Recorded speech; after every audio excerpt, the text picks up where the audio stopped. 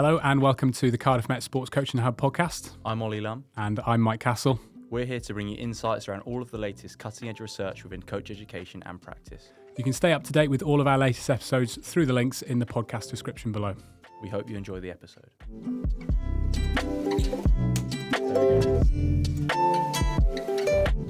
Hello and welcome back to another episode of the Cardiff Met Sports Coaching Hub podcast. Today, I'm absolutely delighted to be joined by Dr. Ruan Jones and Dr. Jose Castro. We'll come to introductions in just a moment.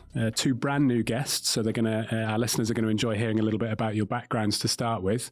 But small disclaimer, this is going to be a hell of a learning curve for me, this one, I think. We were just talking before the podcast.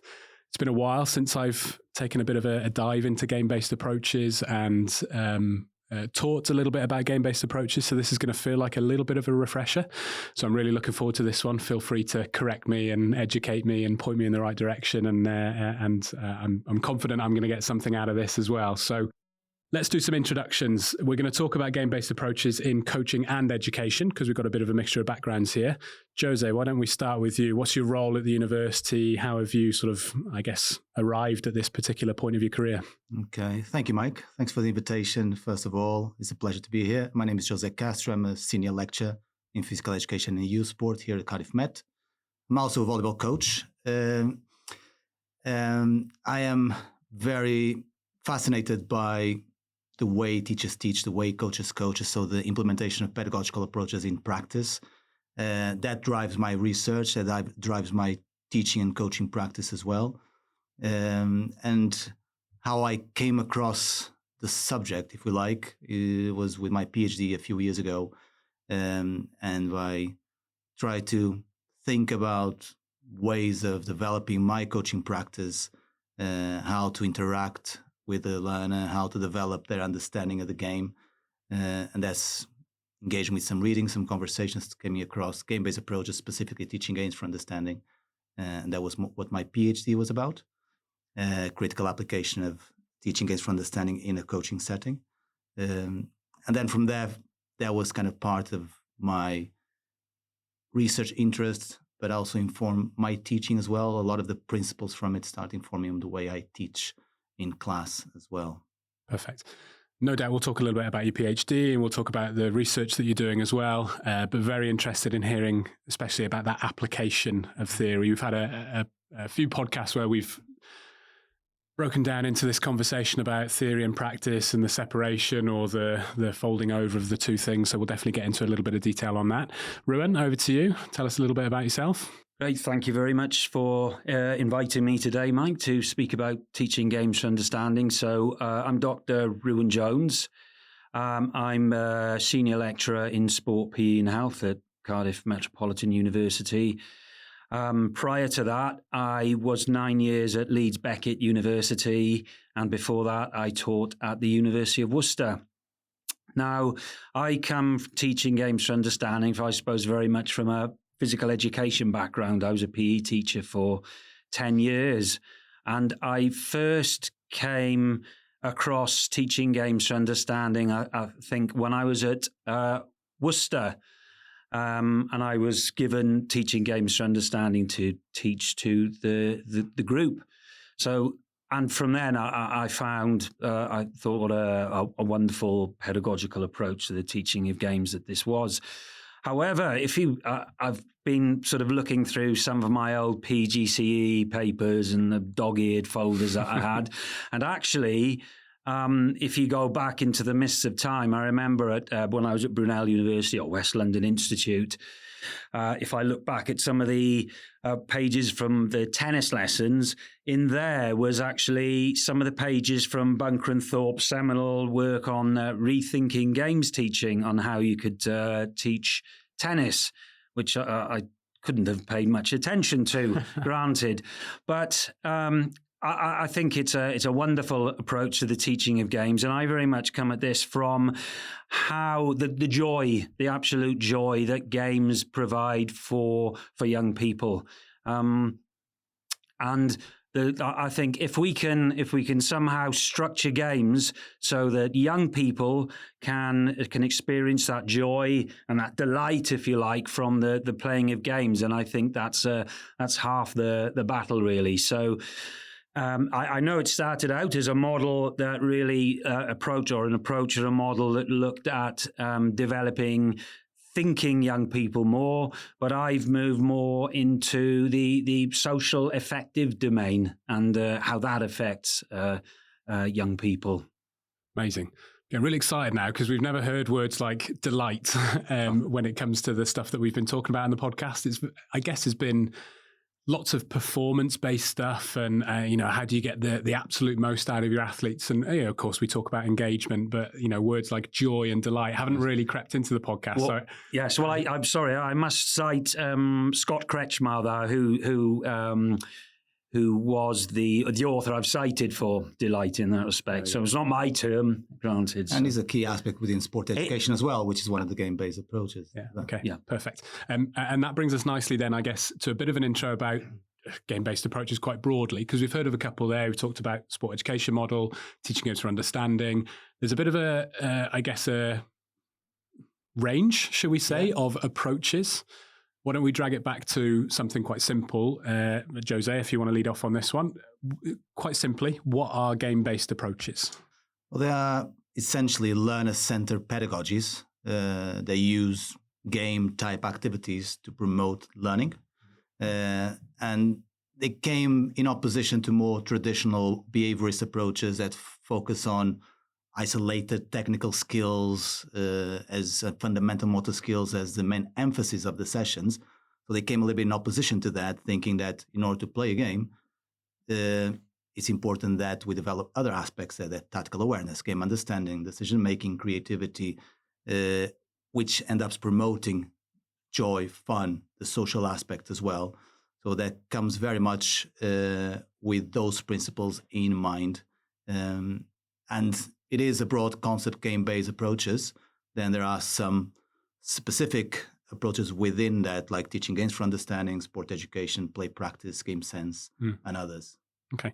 So a few different types, as you mentioned there. Are there key principles with game-based approaches, though? Is there something that needs to be in place in order to call it a game-based approach? Is it quite as simple as, well, they're playing a game, and so therefore it's a game-based approach? Or does it have to have particular facets and principles in order to fit into this collective of where we see game sense and sport education models, et cetera, et cetera? Yeah, I would say so. It's not simply, here is the ball, go and play. There needs to be some sort of principle or purpose to what is being done, with that idea of being learner-centered, in the sense that it considers the learner's needs and expectations.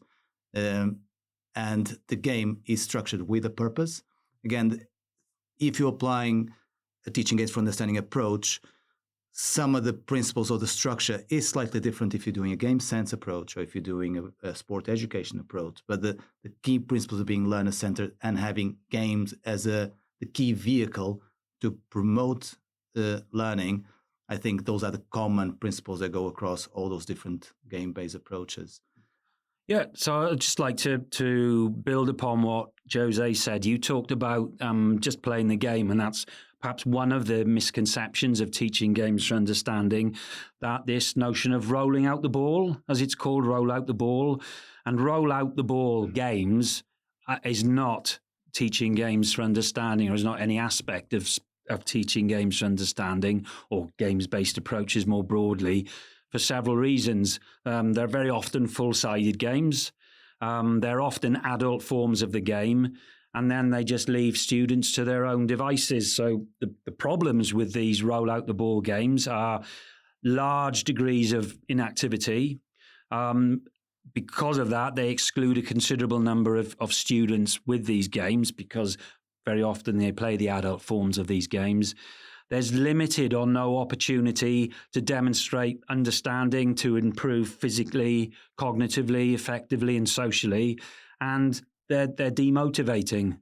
So, and in fact, these are some of the reasons that the games team at Loughborough initially brought to the fore when they explained the rationale for teaching games for understanding in the first instance. There's 2 points that Ruan mentioned there. One, the understanding, so how to promote the learner's understanding of what they're doing, but also why they're doing what they're doing. I think that's a very important point, and thinking about how are we as coaches promoting that understanding. And if we simply let them play the game, then in itself could be a way of doing that, but there needs to be more to it in terms of the coach intention to then, well, one, manipulate the activity in a way that suits the learner. So again, when saying that it can be demotivating, if it's not adapted to the level of the learner. Yeah, absolutely. Obviously, if it's too easy, too hard, they're going to be challenging for them to feel that they are actually taking something out of that game. And he's thinking, okay, the activity or the game, it's one way of promoting their understanding. What then the coach or the teacher does in terms of questioning, for example, the use of questioning and the interaction with the learner, it's another facet that needs to be considered in terms of how promoting that understanding. I'm glad you clarified that, because when I think about game-based approaches, my mind goes to my experiences of being educated as a tennis coach. Ruan, you'll have to teach me a little bit more about using games for tennis. But in those qualifications, I've been thrown at by educators. Let the game be the teacher, and it's not going to be effective unless it looks by the game. And there's, I guess I consider them to be somewhat cliches. There's a bit of a merit to them, I guess, to a certain degree. But I guess the way in which coaches are then applying or teachers then applying are perhaps surrounded by some of these misconceptions, as you've raised a little bit there, Ruan. So, are there very common misconceptions about game-based approaches that we perhaps need to address before we get into some more of the detail? Yes, I think that idea of that let the game be the teacher, I understand where it's coming from, because it is about playing games. But that is misleading, I think. In a way, if we let the game be the teacher, in a way, we're taking responsibility out of the teacher or the coach. That should be the one facilitating the process, setting up an appropriate in terms of the tactical complexity that is integrated within that game and setting up that game. And again, in the way that the game is then promoted. So just saying that the game is a teacher, I think can lead to a superficial application of what game-based approach is. Ruan, anything to add? I think Jose makes a very good point there that, the teacher or the coach is a facilitator of understanding. And therefore that brings in, of course, how the teacher or the coach gauges that level of understanding. And so that brings in questioning and how important the process of questioning is. And we talk about this notion of Socratic or open-ended questioning, not direct questioning, to gauge how much the students have understood throughout the process of playing these small-sided mini games, for example. But I do understand where that comes from, in a way to emphasize the need for games. So when you say let the game be the teacher, it's trying to emphasize the need for games. Again, try to contrast with that more isolated technical way of teaching technical skills.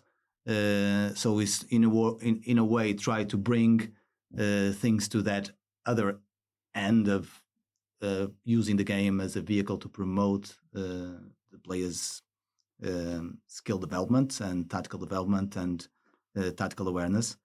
But I think it can be misleading, because it almost seems that the game, if we say the game is the teacher, the responsibility of that goes to the game, not necessarily to the teacher, to the coach. Yeah. And ultimately, teacher or coach is structuring the game, and the game is very important. Neither of us are denying that issue or fact there. But there's a lot of research has been done now on getting the game right, and so how you structure the game and the kind of game you structure, and how authentic the game is. I think you touched upon it when you referred to your tennis coach, and authentic. But or there has to be some degree of authenticity within the game, so it keeps the integrity of the game which the students have seen and understand, or appreciate. And going back to that point you mentioned about, or you mentioned let them play the game. almost as the coach stepping away and just let them explore. That can be okay within game-based approaches if there is an intention behind that. So if me as a coach consciously I'm making the decision, I'm going to let them explore now, and I set up some sort of game type situation, usually not a formal adult size version of the game, but we'll set up some sort of game type situation, and myself as the coach make the conscious decision of stepping back to allow them time to explore the game. So if it's done with an intention, with a purpose, I think that's okay. But often that's not the case. Often when we're thinking about some, I would say, bad practice, where the teacher or the coach is, okay, here's the ball, go and play, without necessarily thinking about the aim they're trying to achieve. I really love that idea of intention, using or applying game-based approaches is a very intentional act by the coach, the way that they're designed, the level that they're pitched at, some of the rules maybe that come in, or, the particular constraints that force the game to be played in a certain way so they can learn skills. It really puts the emphasis on the coach in relation to the game itself. It's almost this idea, goes against this idea that kind of emphasizing the game or maybe over-emphasizing the game strips away the agency of the coach and the knowledge of the coach a little bit. I'm probably guilty of it myself, actually. You put a game into place and you think, I can kind of relax a little bit now, just let them play, explore, and maybe use almost discovery as a bit of an excuse for not actually engaging in the coaching process and kind of stepping back a little bit, But that is... going back to the idea of misconceptions that you've mentioned before, I think that is often a misconception as well, that when the coach is not taking control of the session, with that idea that the coach knows better, so it needs to be the coach dictating the whole decision-making process in terms of what to do, when to do, what to focus on. And when we bring that idea of asking questions and let the students or the players have a saying in what's going on, and explore different options that are brought to life from the players, that kind of maybe interpret, which I don't think is the best interpretation, but can be interpreted as, the coach does not know enough, just putting the onus on the players. But actually that is more challenging for the coach, because he demands a level of knowledge and adaptability in the moment to be able to adjust the session to what's happening in front of him or in front of her, because there is a variety of scenarios that can happen when we apply game-based approaches, when we open the session to questions. We try to challenge the players to discuss and to share their perspective on how they're doing, what they can do, what can they do to make things better. We're opening the conversation to a variety of answers. And that means that then the coach or the teacher needs to adapt in the moment to those answers. So it is more demanding in that sense. I think the coach, when applying a game-based approach, needs to be more knowledgeable, more open-minded as well for those type of responses. And speaks a little bit to the idea of the approach, not just as something for learning, but for assessment at the same time. You mentioned a little bit, Ruan, at the start about games being a method of assessment, almost of checking for understanding through the way in which, the athletes or the pupils are engaging with it as such. Yes.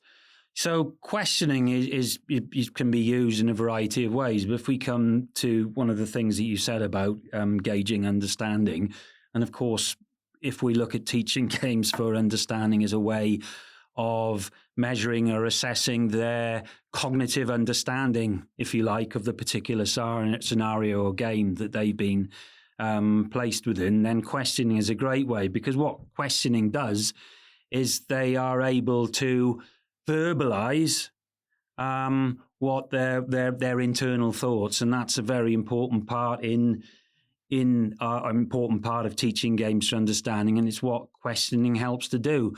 And some research has documented that students, and I think this draws on Vygotskian social constructivism, that those young people who are able to verbalize their tactics and the procedural knowledge, which is important in coming to a tactical solution to the problem, are then more likely to be able to enact those tactics in practice merely because they've been able to verbalize. So verbalization is a really, really important mediator between thought and action. Now, you've said the V word there, so that means that I can jump in, right? Because I'm supposedly a bit of an expert on Vygotsky. But I really like, what I like most, other than the fact that you've mentioned his name, is that you've got game-based approaches very much being sort of the top of our conversation here, and coaches can pin their hat and say, yeah, I love using game-based approaches. But you're making reference to other theoretical approaches being sort of blended and nicely sort of merged into that approach itself. So it's not just you follow a cycle of teaching games for understanding and just keep wrapping around the cycle. There's other pedagogical strategies in there, questioning, checking for levels of understanding, trying to listen to the verbalization, that externalization of a child or an athlete's knowledge, and then looking for that practical application later. I totally agree with you. That verbalization, that signal of learning, if you like, maybe is like an initial step then towards that physical development into the actual performance of a strategy or a tactic, for example. So I love that idea. So has that been perhaps a misconception, through the overemphasis of game-based approaches, is that game-based approaches is, coaches are using it just as a standalone. This is all I use. This is my thing. This is what I put in. And then they kind of neglect all of those other approaches that you're talking about there. Well, I think if you go back to the origins, for a while, a lot of people thought that teaching games for understanding was theoretical, that Bunker and Thorpe and Len Almond and the games team at Loughborough University that developed teaching games for understanding, that it was born without any theory. But in fact, they drew on, for example, Jerome Bruner and notions of spiral learning. They drew on Kelly's construct theory, so a theory of motivation, for example. So this notion that it was theoretical is incorrect. And of course, as we trace the development of teaching games for understanding through the 90s and the noughties, then you have seen how academics, practitioners, theorists have then layered or interpreted teaching games for understanding to be underpinned by other different theories. So, for example, I think the important point came in 2002 with Kirk and McPhail's concept or reconceptualization of teaching games for understanding as a situated learning module, which meant that you had to take into account the cultural and social context of the model and what the actual student and what their prior knowledge that the young person brings to the teaching games for understanding scenario, and how important their prior knowledge and their bias and their preconceptions are of games before even the teaching episode begins. Absolutely. One final misconception that I'll throw at you, because it's been brought up a couple of times. We're trying to take the emphasis, I suppose, away from this kind of isolated technical development. But is that really the case? Is there not still a requirement to use some isolated technical development to support someone's ability to play a game? I would say no. I don't think you necessarily need isolated technical skills in order to develop technical execution. In essence, think about it this way. I would think about it this way. You want to develop good skill executors, or you want to develop good players? I think most of us would agree that we want the latter. And in order to do that, there needs to be some level of context, I would say. I'm particularly thinking about teaching aids for understanding. I appreciate other game-based approaches might have a slightly different focus, but and that is definitely a misconception, to the point that there is that idea that, children are very unable to grasp tactical issues. So you need to teach them the fundamentals first. I always struggle with that idea of fundamentals a little bit. And I do believe that you can teach and coach children, in a more contextualized way through games all the time from early age in order to develop some technical execution, yes, but some tactical awareness, some understanding of the game, some decision making, even at early age. I don't think you need to start with isolated technical skills. Mm-hmm. If a technical skill is the focus at some point, that's okay. But one, that should emerge from an issue that the players themselves understood as relevant. And secondly, I still think that needs to be some sort of context to it. And that kind of links with that idea of repetition. There's sometimes that idea, they need to have repetition in order to perfect a skill. They need to master that skill before they learn the next skill. And I think, again, that is a slightly misunderstanding of what we want to repeat. So there's a repetition of the technical skill in isolation, which has been done in more traditional approaches. I think if we're talking about game-based approaches, and if we want to develop good game players rather than good skill executors, should be a repetition of opportunities. So it's getting the players, the learner, in situations and repeating different situations where they are challenged to come up with solutions, develop tactical aspects, technical aspects, think about what they're doing, try to read the opponent, try to understand how their team is playing. But the repetition is of the opportunities you create in the session, not necessarily repetition of the technical skill in isolation. And I think sometimes there's a misconception that, if you put in a game, you can't really master the different skills. I think you can master different skills, but you'll do it in context which will allow to develop a wider range of skills simultaneously. And again, when we're thinking about skills, what are we talking about? It's not just about technical skills. Tech skills can be tactical skills, social skills, cognitive skills. There's a whole range of things that are needed in order to perform and to play the game. Just before, Ruan, sorry, what's the issue with the idea of fundamental skills? Because I see it all the time, again on the courses that I go on, and in other areas as well, strength and conditioning, they talk about fundamental movement skills, and they do functional movement screens to check those just sort of fundamentals of human movement and things. And then in coaching qualifications, we talk about having fundamental techniques and then bridging away from there, perhaps to various different variations of a forehand, for example, but having a foundational sort of, this is a basic forehand, and then you can add on top of it. So what's the core issue with fundamental? For me, the issue is sometimes how those fundamental motor skills or fundamental technical skills are put into practice in a way that often they are implemented without the learner see the value in it.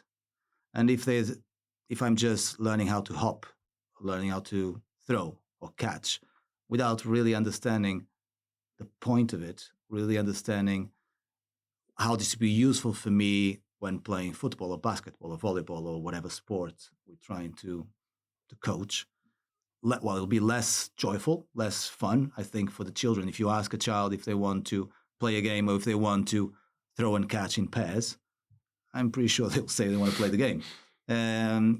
But it's not just being more fun. It's an opportunity. We're creating an opportunity for them to integrate those so-called fundamentals in a situation that is relevant and meaningful for them. And consequently, I think we are enhancing their learning. We're enhancing the opportunity to develop and consequently develop those so-called fundamentals. Yeah, two things. One point, we were talking about skill and technique there. Again, if you go back to rethinking games teaching in 82, then Bunker and Thorpe and Len Almond are very, very clear in the distinction between skill and technique. So they explain that technique is an isolated movement pattern, whereas skill is that movement pattern within the context of the game.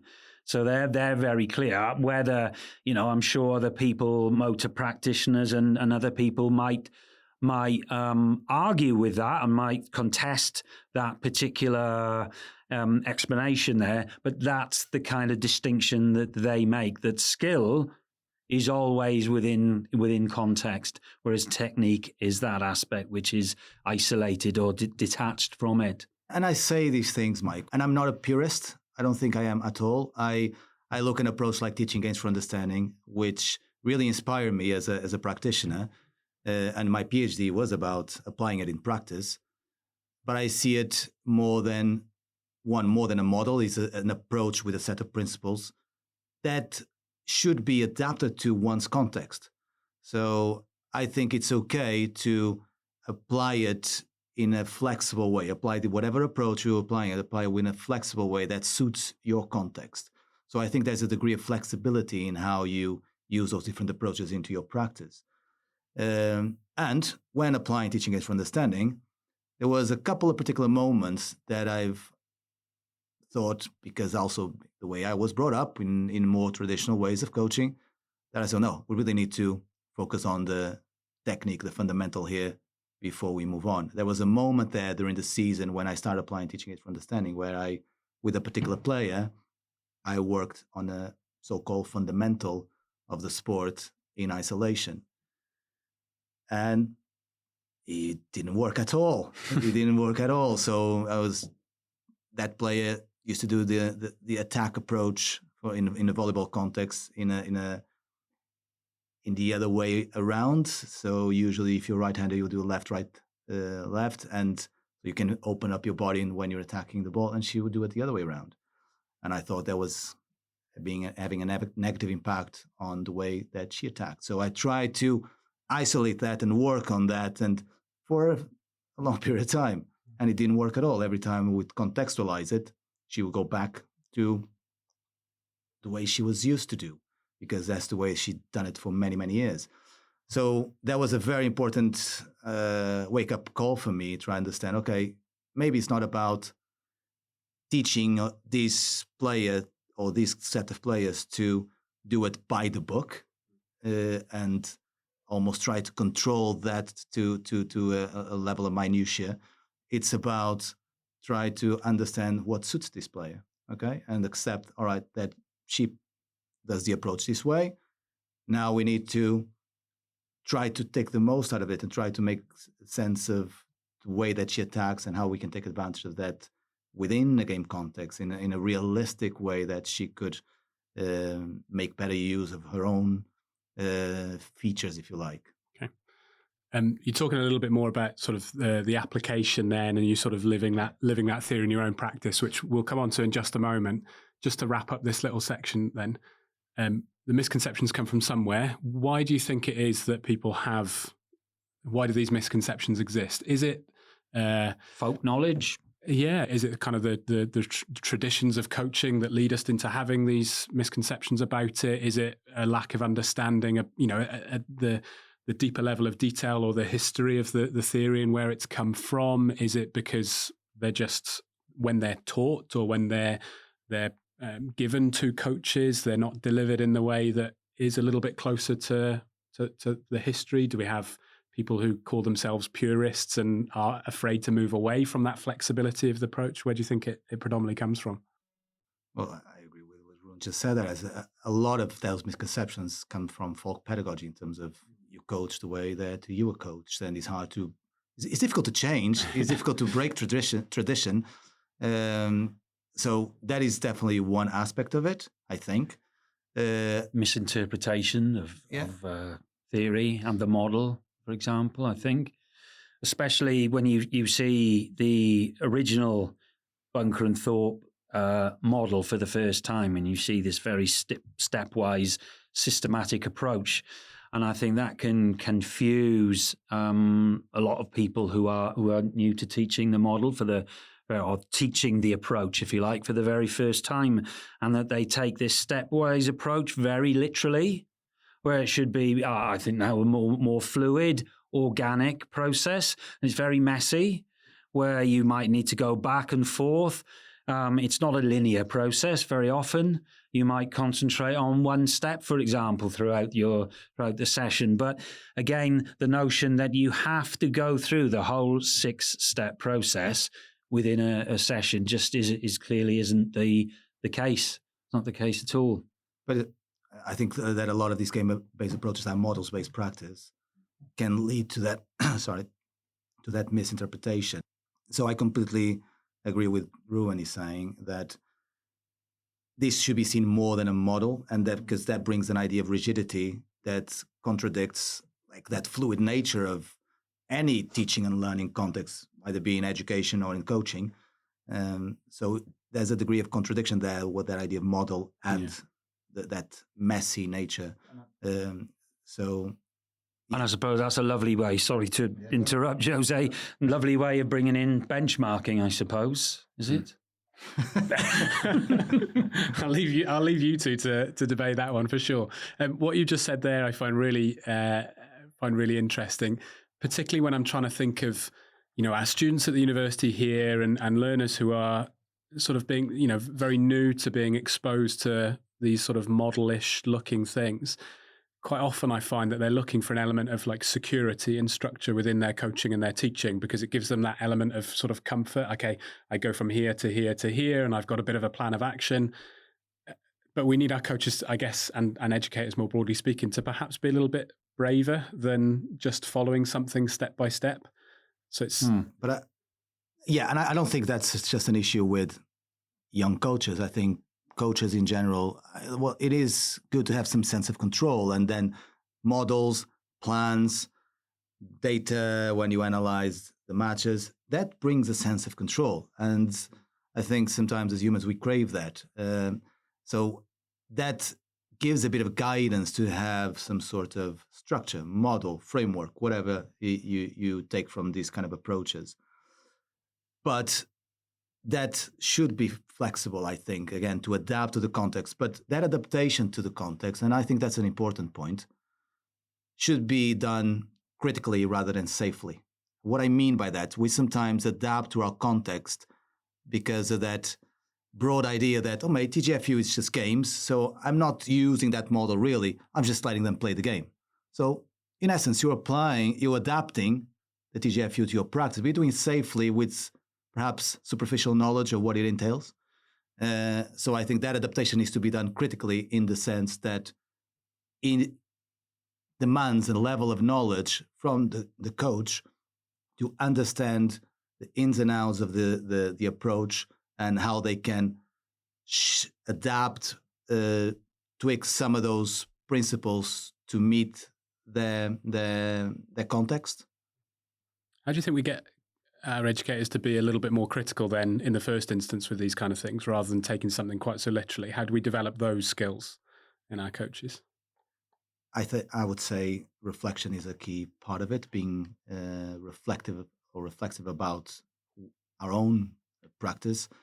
When I started applying this was through an action research approach in trying to change my own practice first and foremost, before even thinking about impacting on my players, was try to challenge myself as a coach. And having approaches like action research or other approaches into practice that promote a level of introspection and reflection from the coaches is a good starting point. And I think that's something that is a lot of coach education programs are missing. They are very prescriptive, and I don't think that necessarily helps for coaches to then be able to take all these kind of approaches and others and make sense of those and make sense of what that means for their practice and challenge their own practice. I don't think when we have coach education programs, and I'm generalizing here, but a lot of them are very prescriptive. I don't think that kind of helps in this case. Anything to add there, Ruan? Sorry, just before we... I was just going to say that we were talking about how we overcome some of these problems. Well, when I did my PhD over the course of a year in a school, we started off by by trying to adhere to these benchmarks. I talked about them I threw in benchmarks perhaps a bit too early now, and now this is an opportunity to bring them in. I knew I had to shoehorn them in somewhere. Now, benchmarks are a series of measurable criteria and against which you can judge whether what you're teaching is the actual phenomenon of interest, in this case, teaching games for understanding. And they were published in what is called Instructional Models in PE by Mike Metzler. It's an excellent book. I mean, it really is a really, really good book. But what tends to happen, therefore, is when you begin to use these benchmarks, there are student and teacher benchmarks, you begin to literally try to tick these benchmarks off or try to work to the benchmarks. So before you're even exploring teaching games for understanding, you're actually exploring another method. So you're actually preoccupied with trying to establish the validity, the veracity of the model before you even start teaching or trying to, if you like, work with teaching games for understanding in the first instance. And the reason I mention that is when I did my PhD, we spent a whole unit of 8 weeks establishing the veracity of the model first. In other words, what we're doing is teaching games for understanding.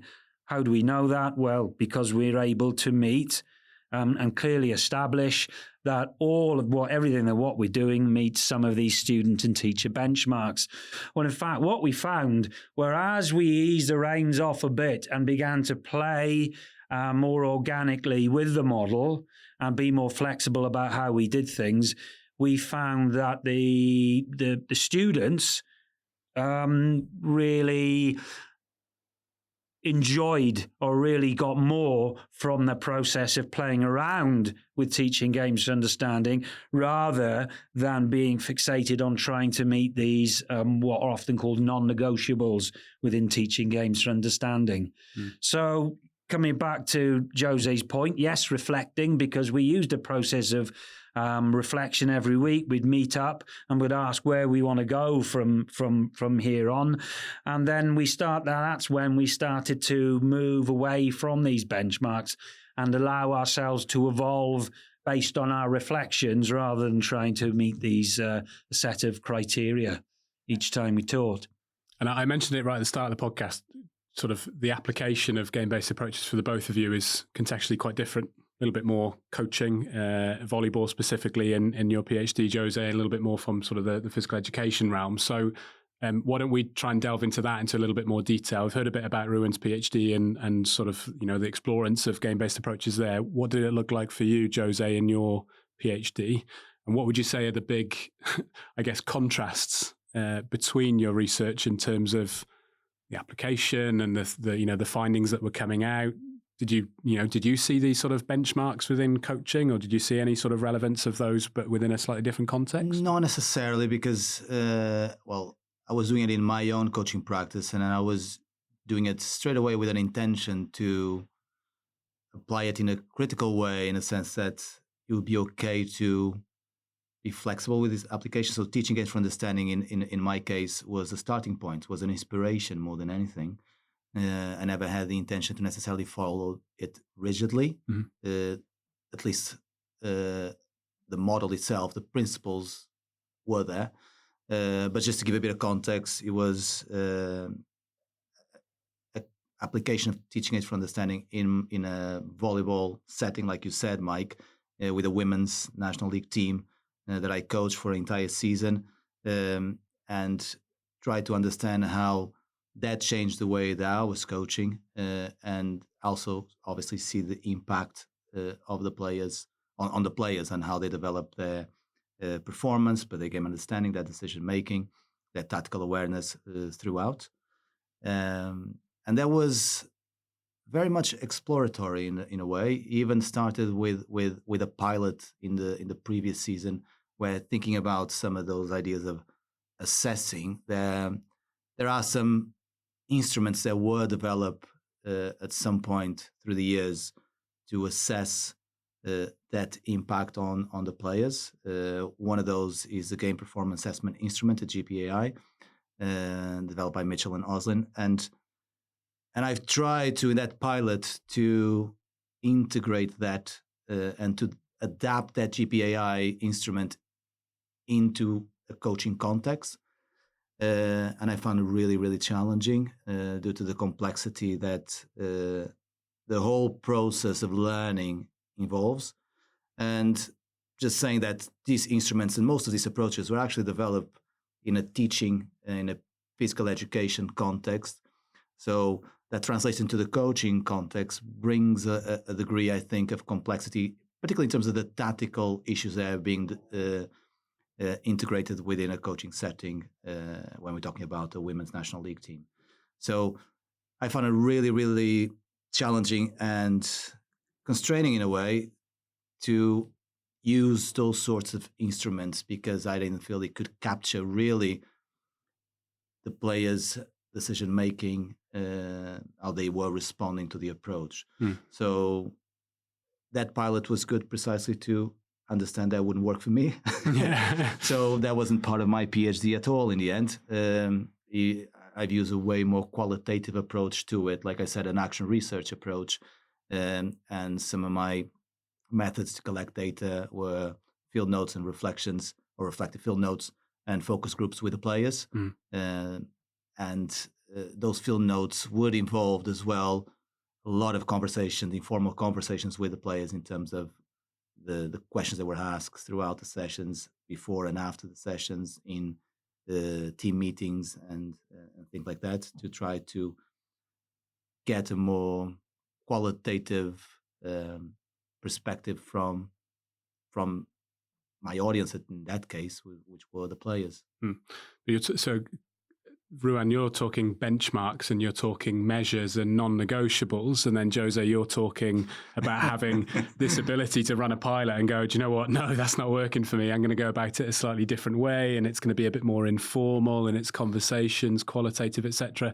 So we've got two very different contexts here in terms of how this is being applied. Yes and no, because I think it depends on the. Let's go back to my PhD, and at the time I was advised, let's say, that I had to use this set of benchmarks to verify the phenomenon of interest. Now, I know that I can't speak for coaching so much, but these non-negotiables, if you like, do crop up quite a lot of time in the literature, and in fact, a recent literature review, systematic review, has said yet again that one of the findings from that systematic review is that the researcher must pay due diligence to the non-negotiable benchmarks to verify the phenomenon of interest. However, that's not to say that it's not a zealous application, really, because of late. What's happened is that there's another school of thought which has moved away from practice, the noun practice, in other words, something which is inert, something which is objective, something which is universal, to practicing. So the verb practicing. So in other words, playing around, being more playful, allowing the model to evolve, and exploring where this co-construction between the teacher, the researcher, and the participants goes. So, and that's the point where that my PhD ended. So in that respect, Jose and our journeys are very, very similar in that respect. Because by the end, the teaching games for understanding, or the approach that we were using, had completely morphed into something very, very different indeed, which appealed greatly to the students, and which we thought was fantastic as well. And that's been that adaptation has been a constant in the literature as well. So a lot of these other game-based approaches that we spoke about, a lot of them are variations, or they were inspired by teaching games for understanding. So that was already happening in the literature. Out of curiosity, Ruan, what are those non-negotiables, or some of the non-negotiables that you're referring to? Well, there are a series, and it was only over time that certain individuals have explained that, well, you need to identify these particular benchmarks as non-negotiable. So even the notion of non-negotiable means that, you've drawn a line in the sand, and that if you do not meet these non-negotiables, then it isn't the phenomenon of interest. Now, what's really nice is that line has softened. It has softened. In that, we've had individuals now who've said that, we've got to move away from this, and we've got to move from practice to practicing, okay, of the phenomenon. So and as practicing implies, and as I said earlier, playing around with a phenomenon rather than being a strict adherent to a set of criteria.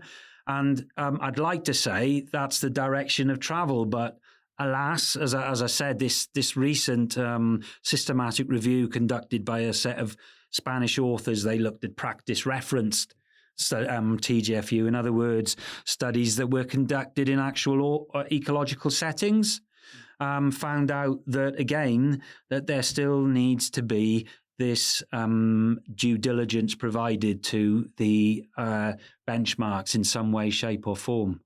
Well, and I agree with non-negotiables and the core principles that follow these kind of approaches. They need to be followed. That understanding of promoting the learner's understanding of the game, that we're using games throughout. If they're not there, we're not really using games for understanding. It's important to say, I think, that when I said before about adapting an approach like teaching aids for understanding, it's not in any way minimizing the initial authors that developed the approach, Bunkerthorpe and Almond. Is the opposite, is precisely because they inspire me, and their legacy, it's there. It's inspiring practitioners like myself and many, many, many others to adapt what they created, what they developed into their own practice. So that's a way of celebrating. No, I absolutely agree. I'm completely with Jose on that respect. I mean, if we become strict adherents to a particular doctrine or whatever like that, or paradigm, if you like, everything stays the same. And of course, I'm not saying that we're on the edge of a Kuhnian paradigm shift within teaching games for understanding here, but that's how we move knowledge forward. We have to take these interpretive leaps. So the message then for those who are reading about applying game-based approaches then is to, of course, pay homage to some of the foundations or fundamental principles. I'm using that word, sorry, Jose, of the theory itself, but not to be afraid of letting it sort of come to life through their practice and explore where it goes, because the context to a certain degree. Absolutely. No. Pedagogy is a really messy process, and it depends on so many different factors and variables which you're going to encounter, be they the students that you encounter, the economic and material constraints that you have to face, the backgrounds the students come from, your own preconceived notions and perspectives on the phenomenon of interest itself. So no, there isn't one size fits all in the way that you interpret and apply teaching games for understanding. Context is everything. Yeah, absolutely. So we talked a little bit about what we've done. PhDs have come to the fore here. So let's talk a little bit about sort of how you're using it currently, or what's next maybe. I really want to dive into these ideas of joy, etc., through movement. So is that forming sort of part of the interest area for your work at the minute, Ruan? Yes. Well, this notion of delight, which I think he is great. I think he's a great sort of movement philosopher, Scott Kretschmar, defined or described as teaching games for understanding, being able to produce, ennoble or facilitate within young people this notion of delight, this deep, meaningful, immersive fire of unbridled joy, delight, whatever you'd like to call it, and it might have been called many other things, so peak experience, for example, or self-actualization, but Kretschmar called it delight, and it was that which really stimulated my interest in trying to explore this within my PhD. So what I did, I attempted to explore the lived meaning of teaching games for understanding from the perspective of the students, really. So, and from a phenomenological perspective. So I actually wanted to explore how they felt, what the kind of emotions that the phenomenon evoked for them when they were immersed within it, how they felt about it, how they behaved, their thoughts on it. And it was, and not only it changed my practice as well. I think that's for phenomenology. I think has changed who I am as a person, because what was so I think life affirming about the PhD what was how the module evolved. Or rather, teaching games for understanding evolved based upon the young people's ideas of what actually games are. Now, what their ideas, basically, what we arrived at in the end was an approach to the teaching of games, which took on principles of gamification, if you like. So, game design principles, but they ended up being applied within within this school setting. So, for example, what are some of the things? So, a story.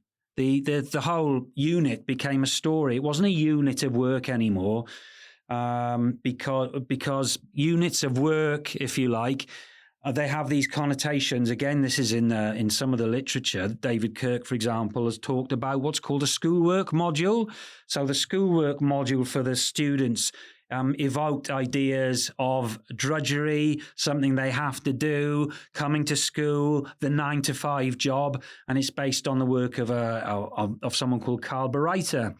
Now, what we did, or what we tried to do, is we wanted to move away from that and actually convert them or want them to become or be games players.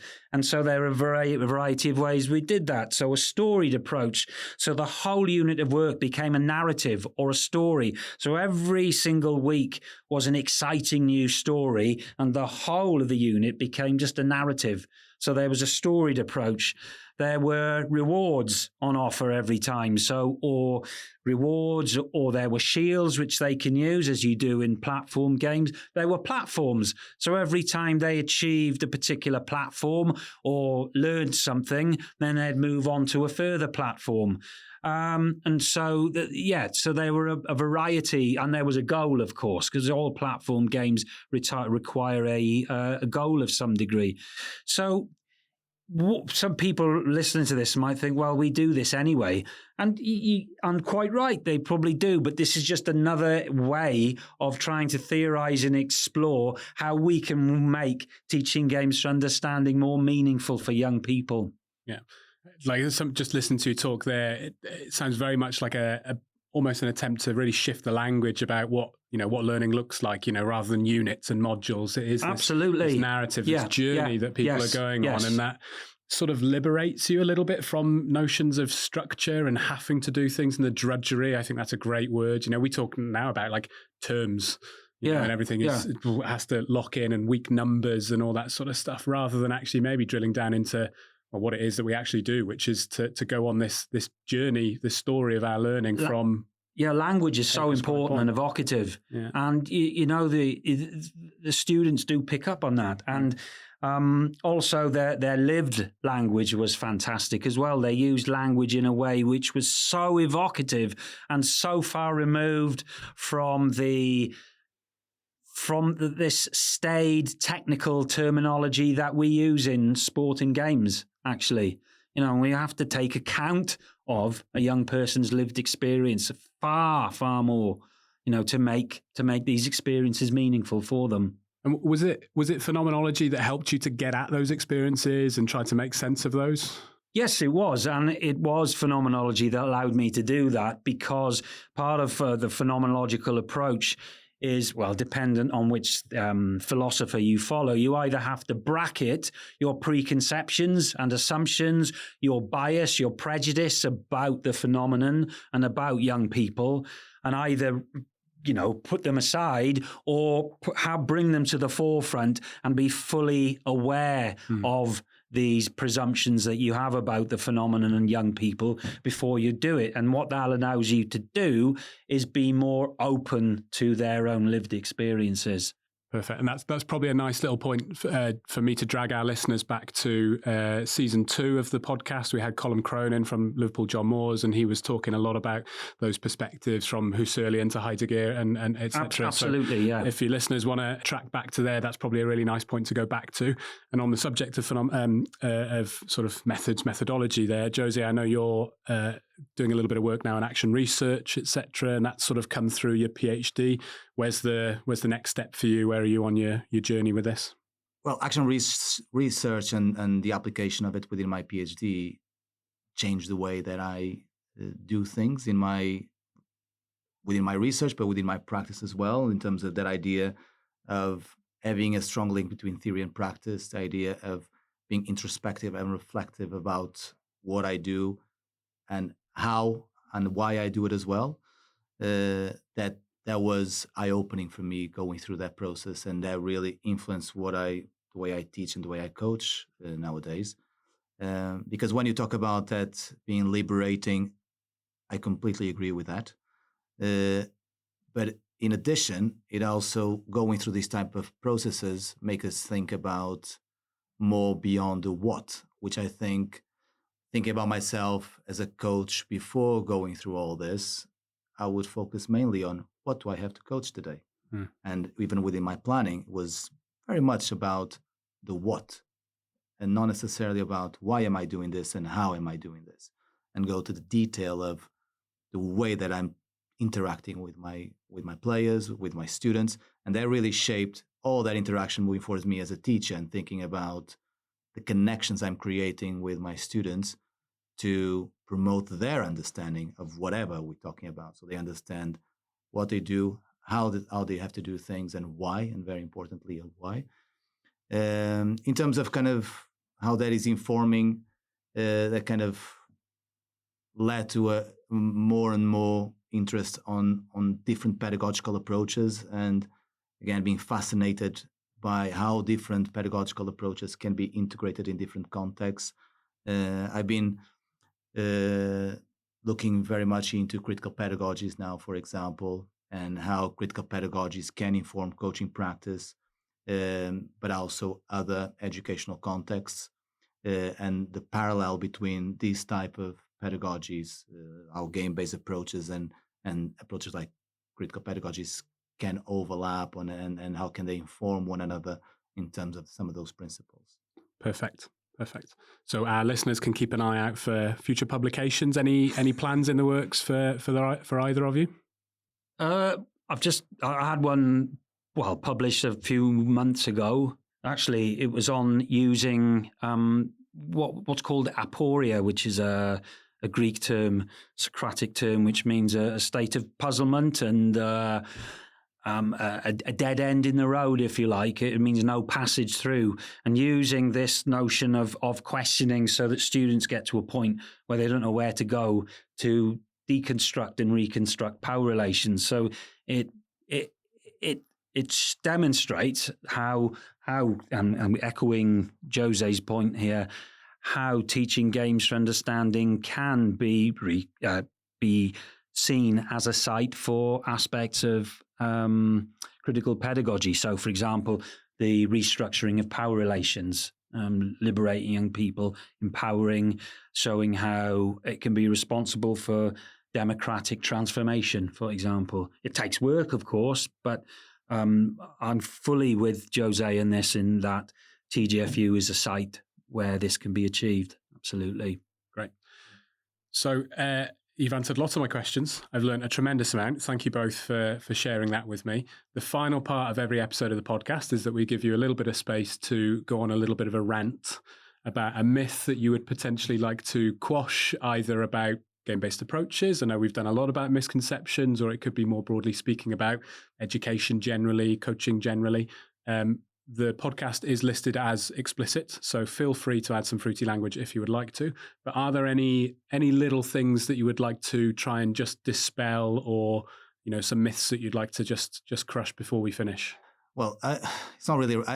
well, one of the things that really frustrates me is, and I touched upon it already, that idea that we kind of undermine children and what they can do, and that children can really understand the tactical aspects of the game, so we need to teach. So that really frustrates me. So in that sense, yes, I could go on a rant about that, and I think that for the sake of their development, we need to challenge them, and we need to challenge them physically, technically, tactically, cognitively, socially. We need to do that for their own sake, for the sake of their own development. So don't underestimate what children can do. That will be my rant, if you like. Perfect. The other point is not a rant at all, but I don't know, it's just some food for thought in terms of the way that we talk about learner-centered pedagogies and that idea of learner-centered, which is something that I struggle a little bit sometimes to, and as you're talking about publications, one of the things I've been writing about now that hopefully at some point will be out, it's how these kind of approaches, I kind of challenge that idea that are they really centered, have the learner in the center of the process, or is the center in the interaction between the coach and the learner? Yes, the learner's needs, expectations, their levels of ability need to be considered. The learner needs to be involved actively in the process. Yes, I agree with all that, and I agree that's why it's called learner-centered. But it lives a lot about what then the coach does with it, how the coach interacts with that player, with that athlete, with that student, to promote that learning. So I would argue that the center is not really on the learner, is in that interaction between the coach and the learner. So it's not a rant, it's just some food for thought. Like it? Rant. Oh, well, I can rant about all sorts of things, really. But when I can rant when I'm not asked to, but when I'm invited to, I can't think of anything to rant about, actually. But what I would say, again, just to echo what Jose says, never underestimate the young person, because as I found over the course of a year, they're so insightful, they're so funny, they're so articulate, they've got so much to offer. And I wouldn't be here talking if the young person wasn't there to invite me into their world and introduce them to teaching games for understanding. But yeah, we're nothing without that young person. Amazing. Thank you both. That brings us to the end of the episode. Huge thank you once more to our guests, Jose and Ruan, for their time today. Really appreciate you teaching me a few things. Hopefully our listeners got a lot from it. I'm sure they have. Thanks again to the Sport Broadcast team for all of their continued support, particularly Ellie and Alex for their support with recording, editing, all the social media. And again, thanks to all of our listeners for tuning in. This is the final episode of Season 2. Good way to finish. We'll be taking some time between now and the next season just to take stock of what we've produced so far, and we'll start planning for releasing some more episodes. So until we're back, make sure you subscribe to the podcast, leave us a rating, and we'll hope to see you next time. Yes, thank you very much. Pleasure. Thanks for listening to this episode of the Cardiff Met Sports Coaching Hub podcast. If you enjoyed the episode, leave us a rating and a review on your podcast platform. If you're watching on YouTube, like and subscribe. If you want to stay up to date with all of the latest work coming out of the Coaching Hub, please follow us on social media. All the links to our social medias are in the podcast description below.